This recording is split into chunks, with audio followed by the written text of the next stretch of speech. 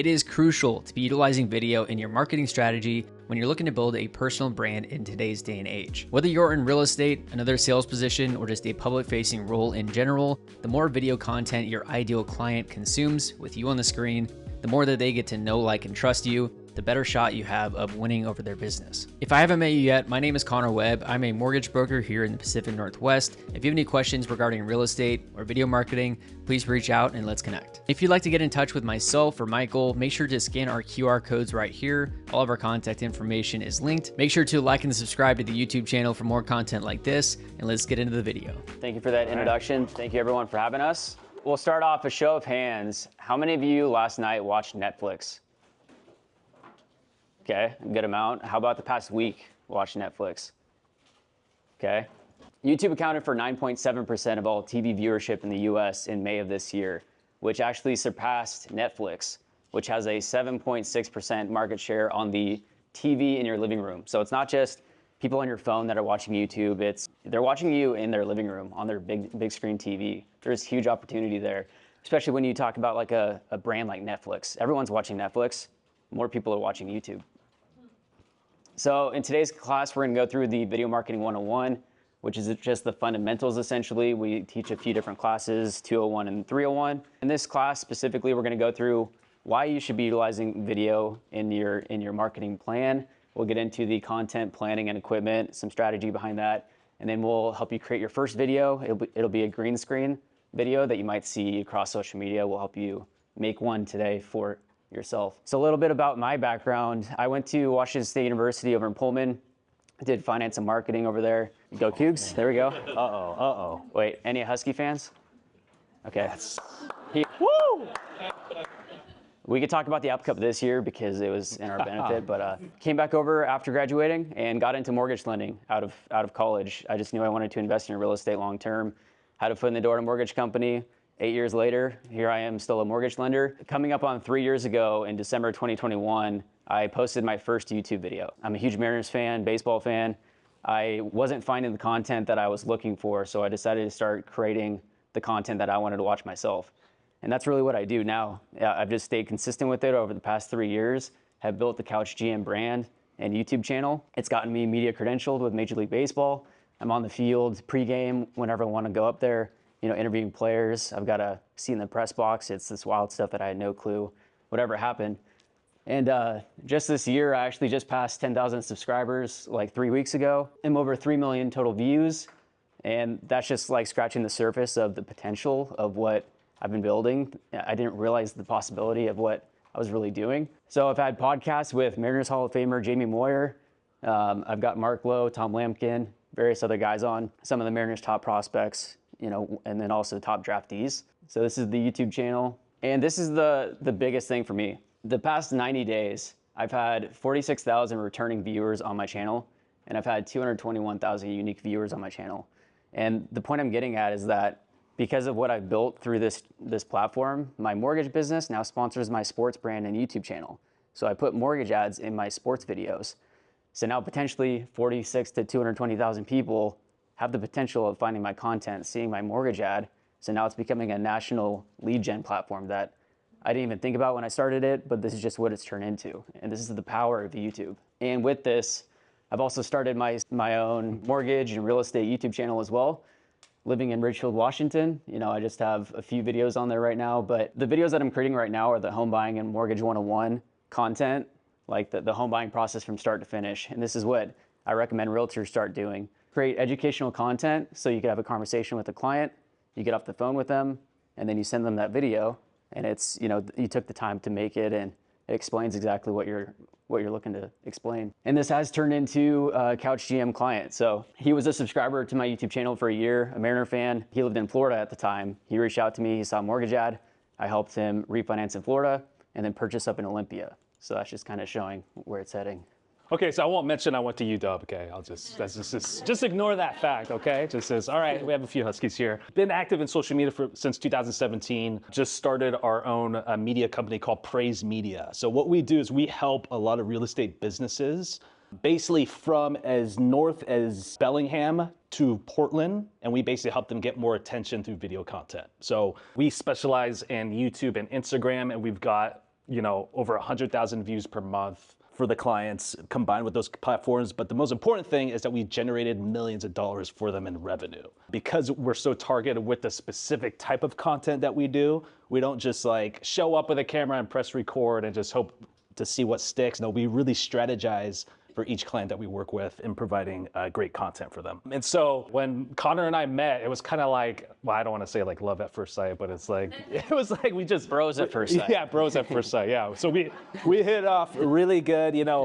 Connor is absolutely amazing with people and just the way he knows YouTube. So we just knew that this was going to be a solid partnership. So we've just been doing this for the last couple of quarters now, just really educating people, because we really believe that every person in this room has a unique voice that you're blessed with.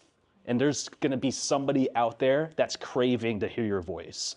So we see social media as almost like an ice cream shop, right? Like everybody, I'm pretty sure everybody loves ice cream, but everybody has like their own preferred flavor, right? Whenever we hear like social media saturated and things like that, we don't believe that at all, because everybody has a unique voice. Everybody's gonna gravitate towards a specific voice when it comes to expertise, especially in real estate.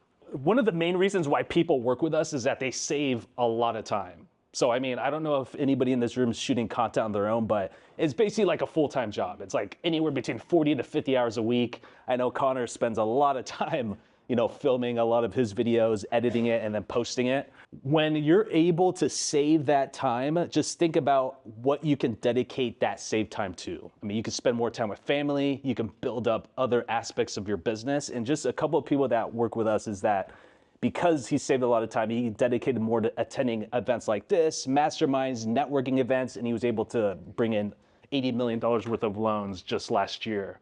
Yeah, so another client that we work with, she's huge on TikTok, has about 600,000 followers. YouTube, she's about 45,000 right now. And same thing, she was doing everything herself. And so she passed it on to us. We're able to really help her save that time, and she was able to build up her wholesale team, and now she's bringing in like 6-figure assignment deals. Just the power of just leveraging time and just knowing that when you have a team that works for you, it's just gonna open up a lot more doors for you. Why video? So like we heard in the last presentation, relationships are everything, right? What we see video as is it's a way to amplify everything else that what you're doing.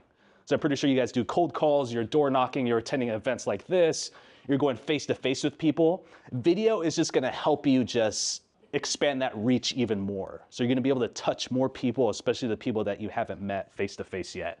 And there's a recent study that came out that 74% of consumers, they buy from people that they like, know, and trust. So video is definitely gonna expedite that process. Think of the amount of people that you've met that think that they know you, or they're like, I've seen you somewhere, but you're just Facebook friends. They've just seen a picture of you. Imagine if you meet a client in person and they've already watched your YouTube content. You've been helping them get educated on the process. They know, like, and trust you from the hours that they've spent watching your content. They feel like they know you personally as a friend.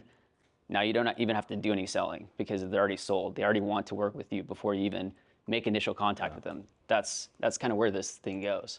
And so essentially marketing helps accelerate the sales process, as I mentioned. It's not a number of how much content that someone watch, like the amount of posts that they watch, it's the time on your brand. And so the magic number, this is one of the high ups in real estate. And there's a great YouTube podcast that I'll have on the next slide. You can take a screenshot of, highly recommend it. But he says that 37 minutes of watching your content is the goal. When someone hits the 37-minute mark, they become a different type of viewer. So it's just a matter of how you get to that 37-minute mark, whether it's via a ton of short form content, or if they watch a couple of your long form YouTube videos. Once they hit 37 minutes, they become a different type of viewer and follower. This is the podcast I highly recommend if you want to take a screenshot of that. Watch that after, throw this on in the car ride home. It's gold right here. How many of you know who Ryan Serhant is? Have you watched his Netflix series yet? Maybe? Oh, yeah. Have you read his book, Brand It Like Serhant? If you haven't, I highly recommend it. It's all about personal branding, building a brand. If you know Ryan Serhant, you know that he's now one of the biggest real estate brands, names, icons really in the world. And it's all because he started building his own personal brand. And specifically in this book, one of the big takeaways that I had is, what is your and? Like finding your and. I'm a mortgage lender and I'm super big into sports and baseball. If you're a real estate agent, you're also into cooking or whatever. There's two different ways that you could do it. One is like what I did, to where it's creating a brand solely off of your and. But the way that most people would integrate it is just kind of sprinkling in your and wherever you're able to within your content. So if you're super big into cooking, if you're doing an open house, highlight the kitchen, make a meal in your open house and make that your thing. Or, for sports, like playing catch outside in the backyard of this new listing that you have, finding your and, being yourself and really putting that into your content. Then the people that are into sports, they're going to want to work with you because they like sports, they want to talk shop, and they want to be, working with you. And then getting into the difference between the different platforms that you could be posting content to. It's a massive difference, really. There's search engines and then there's social medias. Google and YouTube are the top 2 search engines in the world. And Google owns YouTube. They're search engines, they're not social media platforms. So when someone is typing in how to buy a home, credit score needed, down payment needed on Google, there's a high chance that your content is going to pop out when they're on their Google search. The shelf life of these platforms that are search engines is so much longer than social media. You post to social media, Facebook, Instagram, TikTok, your content likely is going to be relevant for hours, maybe days, probably not weeks, maybe weeks, but search engine, if you post to YouTube, it can be relevant for years, and findable is the big thing. And then as I mentioned, the 37-minute mark, how are you going to find or hit that 37 minutes? Long form podcast to YouTube versus doing a ton of 60-second shorts. How are you going to get that time? Great. So I know we gave you a lot of information to you so far. If you're just starting out or if you're working with a team or whatever, it's really important to have your equipment dialed in, right? And so I'm pretty sure all of you are just like bombarded with the different types of cameras you can use, lighting, all that stuff. But this is kind of like the foundational stuff that you'll need. So camera, obviously, plenty of options out there. But if depending on your budget, the best camera that you can use is your phone. So iPhone users in here mainly, or Android? There we go. Team iPhone, baby. This is more than capable to shoot content just because it's 4K. Settings are really good, and it's very reliable because you can put it in your pocket, you can pull it out, shoot selfie style, what have you. Another option is something like this, what we're shooting on now. It's called, it's a DJI Osmo Pocket 3. That's getting very popular because it's specifically made for content creators. So you can use it to, vlog certain videos. It's very easy to use. So that's an option there. It's called the DJI Osmo Pocket 3. Yeah, and I'll share a resource on the next slide here. And the next thing that you'll need is just a tripod to hold either a phone, mirrorless camera, something like that. So something that we're using is just this simple, you got that on Amazon, right? Yeah, like 30 bucks. Yeah, exactly. So just something to hold it, because more times than not, you'll probably be shooting like a talking head video, or you'll be in one spot. So it's good to have something to hold your camera. Audio. I would say this is the most important thing out of the 3 things, because more times than not, you can kind of get away with like fuzzy video, let's say like something's off, but if the audio is bad, it's gonna decrease engagement like crazy. We normally suggest like a wireless mic like this, just because there's no wires, it just connects via Bluetooth, and it's just very seamless to use. And there's plenty of wireless options you can use. Then also lighting, huge proponent of natural light. So if you're in a place, like say you're shooting a listing, or you're at just a place with large windows, just standing in front of that window is gonna do wonders as far as natural light, because it's just gonna really give you an even lighting on your face and your body. If not, there's plenty of LED light options out there. There's these things called softbox diffusers. It's like those big, round, like soft white lights that you can use as well, that a lot of content creators use. But I did want to share with you just a resource. You can screenshot this or type this URL in. Basically, my team and I, we compiled a list of all the equipment that we've used and tested specifically for content creation. So you can basically go in there, you can check each one, and just depending on your budget, you can start putting your equipment list together. So you can do this for yourself, or if you're working with a media team, you can refer this over to them as well. So I'll give you guys a few minutes to. And it can be kind of like analysis paralysis. You don't know what you don't know, or you don't know where to get started. Mm-hmm. If you just connect with us, we get help based on what your goals are and what you're planning to actually do with the content and what type you're trying to make. We could tell you, just get this, you don't need this, we can help you figure out exactly what you need.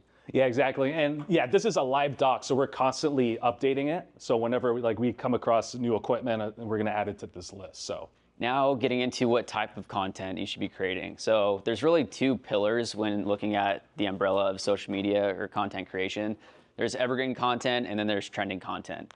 As it sounds, evergreen content is going to be long lasting. It's going to be deep connecting. Like an evergreen content type video is my first time homebuyer video, the process from start to finish. Likely the home buying process isn't going to change very much from now to 5 years from now. So if I make that, just take the time to make a quality video today, I could have that as a resource today, but also 5 years from now, I could still be using that same video. I don't need to remake the wheel, just make the one video there, and then you can reap the benefits of it long term. And then trending content, it's kind of like it sounds. You're jumping on the trending topics as they happen. So once the Fed drops interest rates again on November 7th, you bust out a video talking about the Fed just cut rates. What does this mean exactly? And with trending content, you're kind of expanding, you're throwing out a larger net to have a wider audience view you, because likely a lot of people are searching for that topic right now. You definitely want to utilize both of these things. Evergreen is really the long-term thing. Trending content is to get more exposure and viewership and to drive views. If you want to screenshot this, or if you already have it on paper, these are a bunch of evergreen content ideas within real estate. So anything educational, as I mentioned, the home buying process, the pre-approval process, building your credit score, down payment miss, those are all things that you could be sending, and you just need to make one video on that.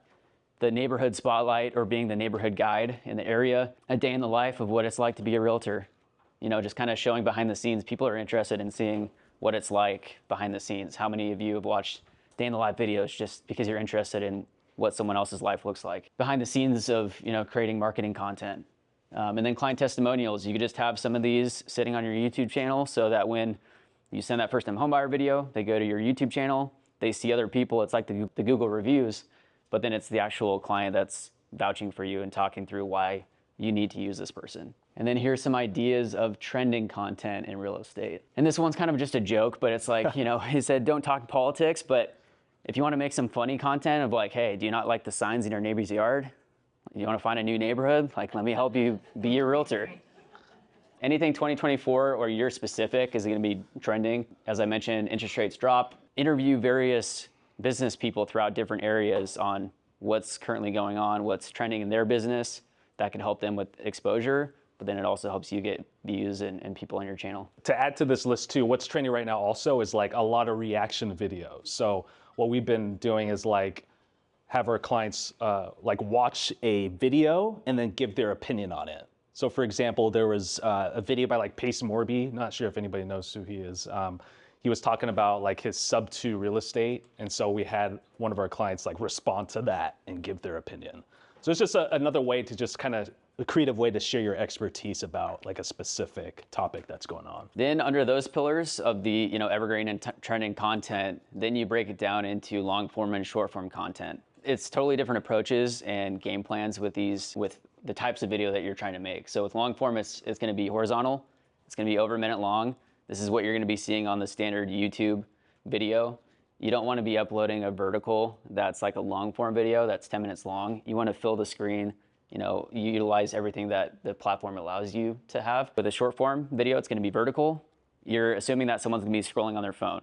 So you're going to create it so that it's vertical. It's going to fill the screen. Typically, it's going to be a minute and a half or shorter. People's attention span is pretty short when you're laying in bed or doing whatever, just scrolling on your phone. You have 3 seconds to catch someone's attention before they're scrolling to the next video. How you create your content depending on the platform and what type of video you're making is crucial. And there's updates every day. So like YouTube just updated their shorts platform so that before it was 60 seconds. Now they adjusted it to 3 minutes. So you can now have vertical 3-minute long videos on YouTube.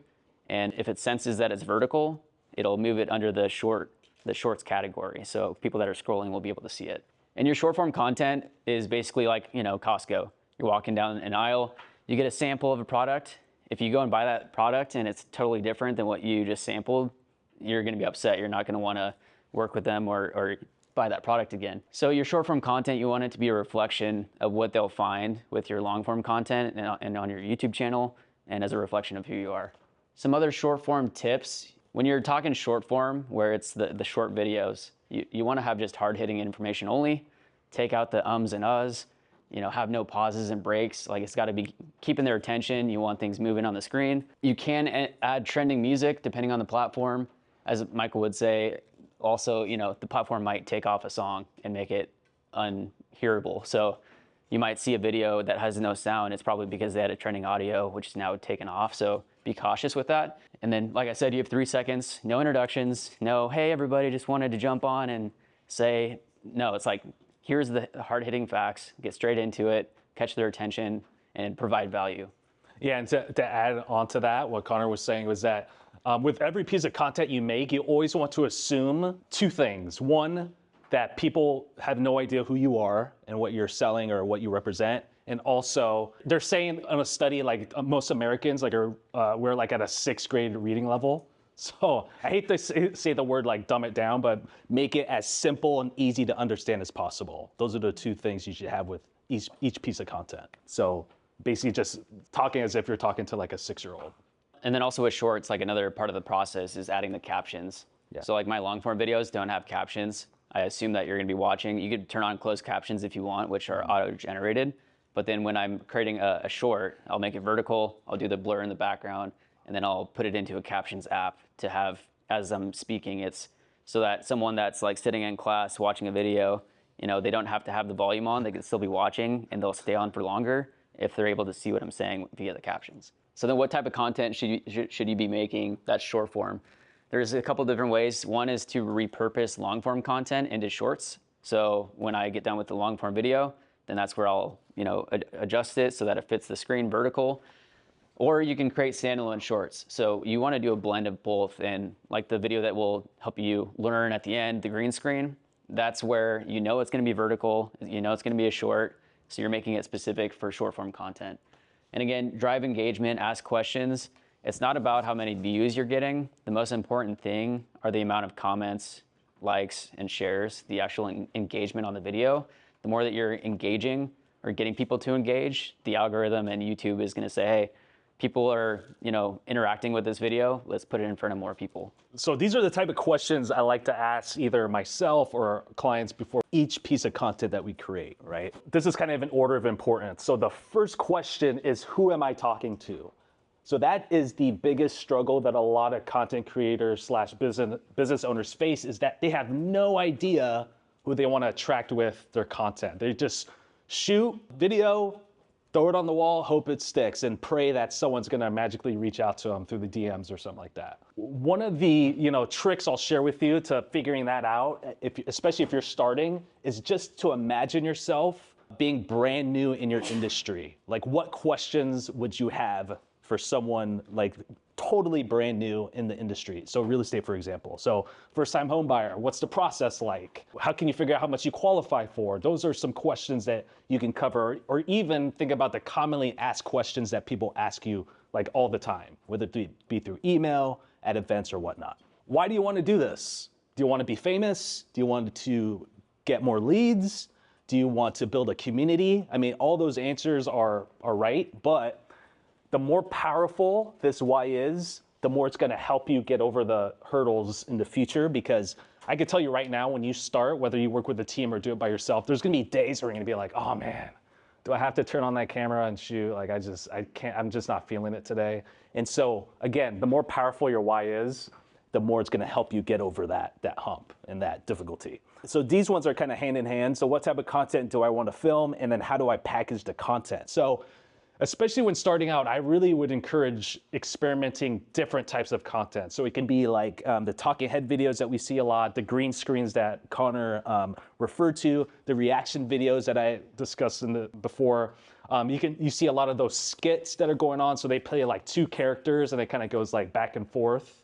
Those styles being more humorous. So I would really suggest experimenting different types and see which one you have fun with, and just see which ones perform well and just double down on those. And what I would add to the who, I would think about the 5 best clients that you've had in your real estate career up to this point, and think about what marketing you could create that would be specific to that person. Because if you were able to market directly to the person that is your easiest client to work with, that you had the best time with. Try to bring in as many of those as you can. That'll take less time off your plate. It's more bang for your buck. Try to market to them. Cool. So, again, I know we gave you guys a lot of information. So this is kind of like a structure that we feel is the best as far as like helping you with consistency, and then also turning those views and followers into clients. So, starting with YouTube, we see that, posting at least one long form video a week is very beneficial, as well as 3 to 4 short form contents a week. And then with Instagram, at least 3 times a week, and then stories. Does everybody know what Instagram stories is in here? Okay, so I don't really need to explain that, but like 5 to 7 stories a day. So it can be as simple as, hey guys, happy Thursday, going to an amazing event today, keep you posted on what's going on, or hey, I'm at an open house, make sure to check this out. Just showing kind of like behind the scenes of what's going on in your life and in your business. And I'm telling you right now, these 2 things are the most important thing. This is the game changer in what's going to really turn your followers into customers, is responding to comments and responding to direct messages.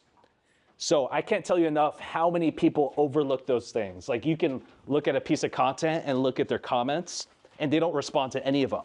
So that is a perfect opportunity to expand upon, what you're already talking about in the video, answer their questions, and take it like offline to book a meeting, schedule a call, or what have you. So again, respond to comments and respond to DMs. That's a huge, huge thing to do. People are ecstatic when you reply to their comment. They're like, oh, I didn't think you'd reply. Thanks for that. And then they have follow-up, and they'll be more engaged on your videos. And then getting into the actual structuring of your videos. We're assuming that you're making a long-form YouTube video.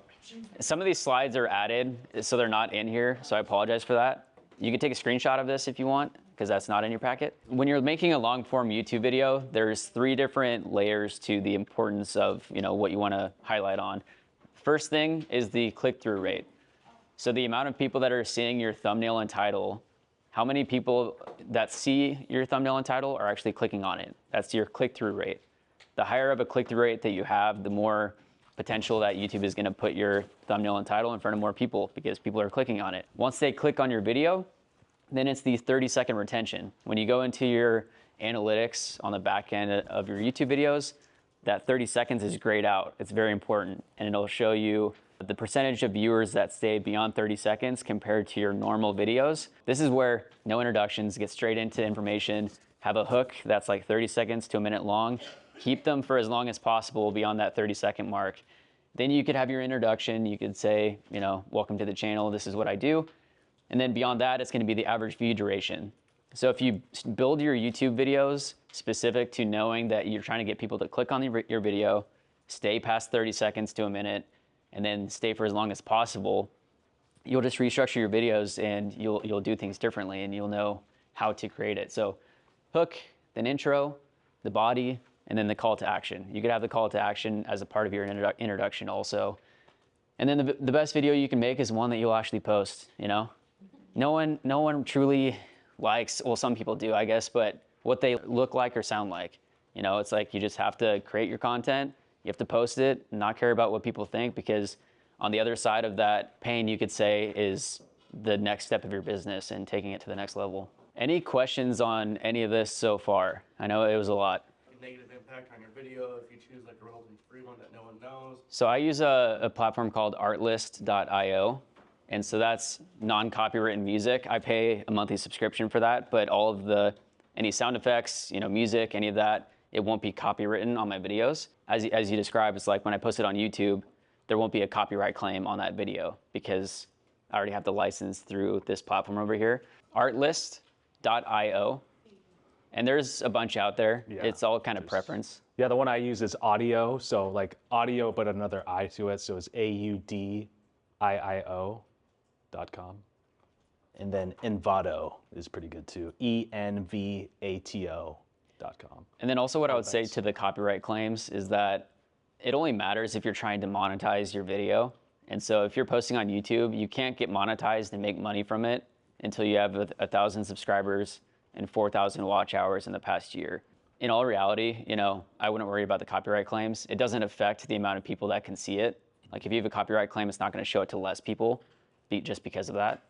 So I wouldn't let it hinder you from posting a video. You could take trending hip new music and put it in your video. Just know that you won't be monetized with that. We'll get into the workshop. So if you want to pull out your phone and go to Instagram and then go to your profile, and in the top right of your profile, hit that plus button and then hit reel. If you're there, then hit camera. Then on the left side of the screen, there should be an effects button. Yeah, so Instagram, and then when you're in the effects panel, type in green screen. And once you get to green screen, you hit that, then you can swipe down, and assuming that the camera's already facing you, and then hit change background. Yeah, you can put like an article, video, something, yeah, in the background. And then hit change background. And then you could take any video, any photo in your camera roll, and you could have that as your background. So the second that the Fed drops rates, November 7th, I'm taking a screenshot of the CNBC article, and I'm going to throw it behind me as a green screen, talking about the article right here. And you could screen record and just kind of scroll down the article, and then use that video as your background. So it's scrolling through the article as you're talking about it. It's keeping engagement. People are looking at the article, and you're providing value, and then it's super shareable content also. And then people do it for like open houses too, talking about closed deals, you know, having the picture in the background. It's just really quick and easy way just to promote. And it takes all of 5 minutes to make one of those videos. It's super easy.